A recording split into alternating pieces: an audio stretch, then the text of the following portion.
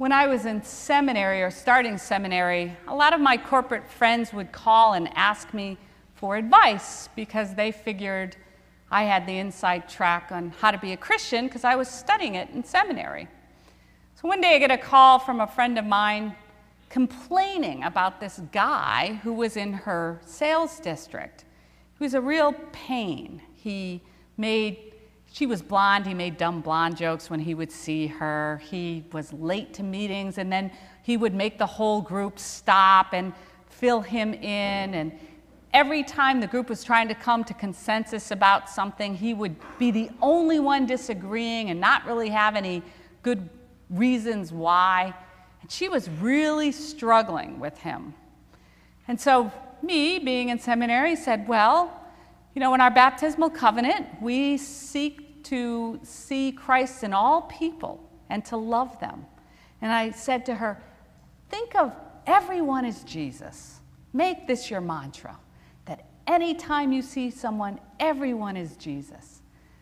So it wasn't much of a response on the other end of the line, and I probably heard her saying in my head, easy for you to say. And so things kind of continued down this road, and I'd hear from her. She finally quit complaining about him to me because all I would say is, everyone is Jesus, everyone is Jesus. And then, as the Spirit would have it, he got transferred into my district.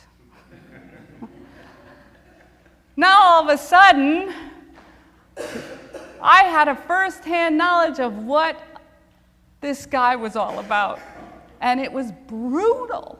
He pushed every button. It's like if you went out of the house and you knew you had like maybe a spot on your clothing and you think, oh, no one will notice it. I plan to wear this outfit. I'm going to wear this outfit. Sorry, guys, but talk to the women. They'll explain this to you.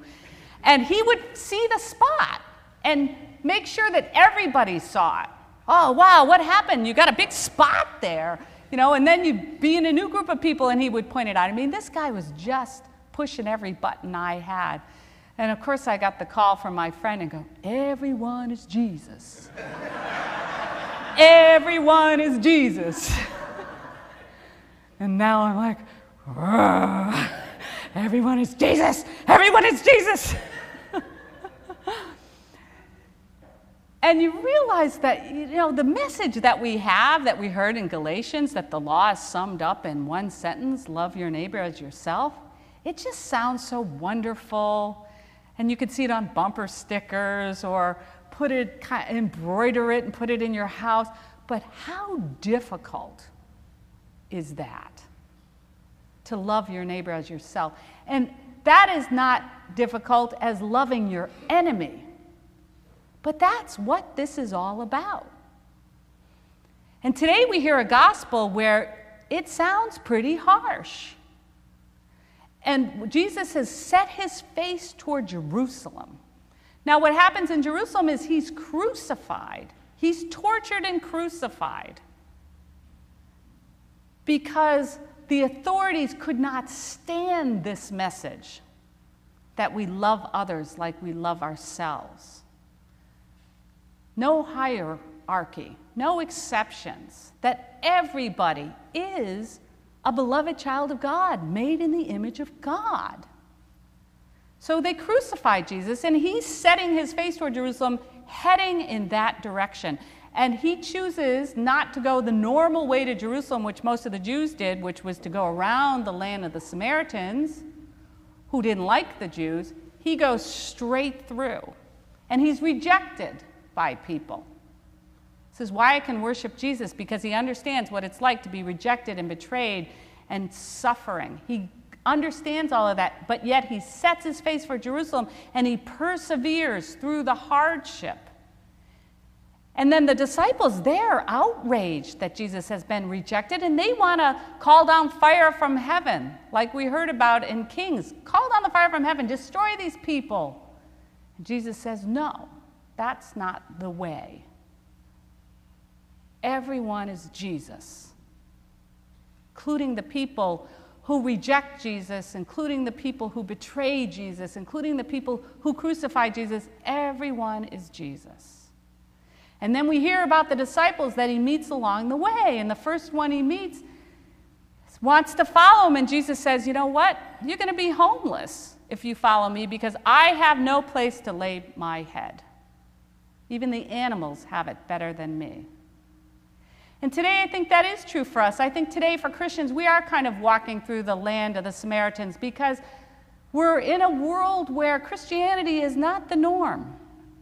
Slowly decreasing, that this message, which is a profound message, but yet so difficult to live, is being lost.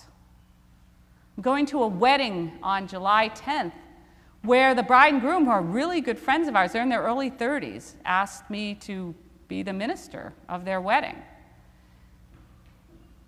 But it's in Canada, and I was going through all these gyrations, and I had a discussion with the bride and groom about, well, we need to have some marriage counseling. Here's the Episcopal Book of Common Prayer Service, and they're looking at me like, well, we don't believe in God. Can you leave God out of the wedding ceremony? And I said, no. Why would you ask a minister? So they're going to have a justice of the peace, but what it told me is that we're walking through a land that rejects this message right now. And it's so important for those of us who embrace the message to incarnate the message. So we may be homeless, but we have to incarnate the message.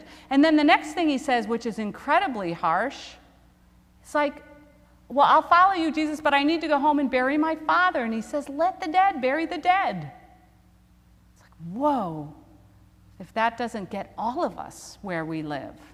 But he's insistent, let the dead bury the dead, follow me, because what he's doing as he goes to Jerusalem is to show us that death is not the end. That he's going to show us that this love, this message that comes through Jesus Christ is not the end, and that it's triumphant over death. So don't bother burying the dead, because they'll be raised again. And then Jesus tells the person who wants to go home to say goodbye to his family, no, you must come immediately. It's a sense of urgency. It's a call to a deeper way of learning and expressing our faith. I'm a jack of all trades. I learn quickly. I get to a point where I'm semi-competent in something, and that's kind of it. So I've decided to go deeper playing my guitar. I've been playing since 6th grade, but I've only managed to learn the chords in the first position, and there's a lot of things I can't do. So I'm actually taking lessons from Fred Vine and Janice's brother, and I'm having a real hard time. And he wants me to bar this chord, and I couldn't do it, and I went to him, I said, I just can't do it. I said, I don't know what to do. He goes, how badly do you want it? I go, I really want to do it. He goes, well, then you kind of need to practice. It's hard work. So I'm practicing crazy because I want to get to the next level. Well, the thing about our faith and our religion is we're being called to a deeper level. But unlike the guitar, it doesn't really require the work from us. What it requires is a surrendering and an opening up to God.